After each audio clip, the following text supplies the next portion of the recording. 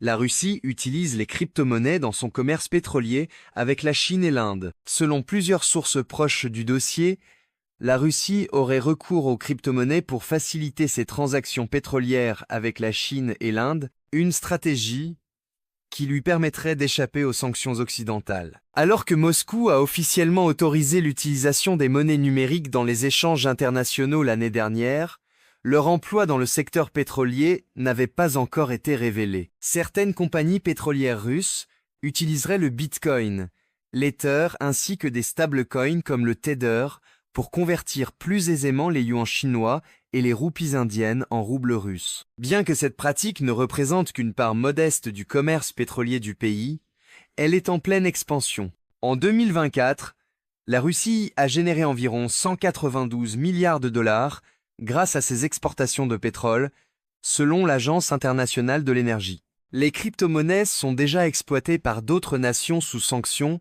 comme l'Iran et le Venezuela, afin de contourner l'utilisation du dollar dans les transactions internationales. De son côté, la Russie a mis en place plusieurs systèmes pour maintenir ses échanges commerciaux, malgré les restrictions financières. Un processus bien rodé. D'après des sources proches du fonctionnement de ces transactions, un acheteur chinois de pétrole russe procède d'abord à un paiement en yuan vers un compte offshore détenu par une société intermédiaire. Cette dernière convertit ensuite les fonds en crypto-monnaies avant de les transférer vers un compte en Russie, où ils sont échangés contre des roubles. Une entreprise russe spécialisée dans le commerce du pétrole enregistrerait ainsi des transactions atteignant plusieurs dizaines de millions de dollars par mois via ce procédé. Toutefois, la majeure partie des paiements dans ce secteur se fait encore via des monnaies traditionnelles, comme le dirham des Émirats arabes unis. Malgré l'adoption croissante des crypto-monnaies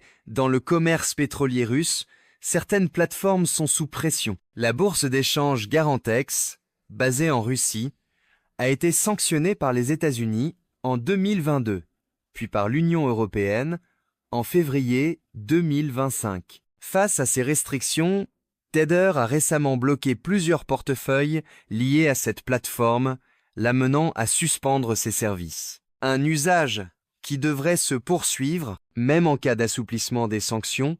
L'utilisation des crypto-monnaies dans les échanges pétroliers russes pourrait perdurer. Selon un conseiller du Kremlin, elles offrent un moyen rapide et pratique de réaliser des transactions. Bien que l'administration américaine réfléchisse à d'éventuelles mesures d'allègement des sanctions contre la Russie, le recours aux crypto-monnaies pourrait rester un élément clé du commerce pétrolier russe dans les années à venir. C'est Top Actu.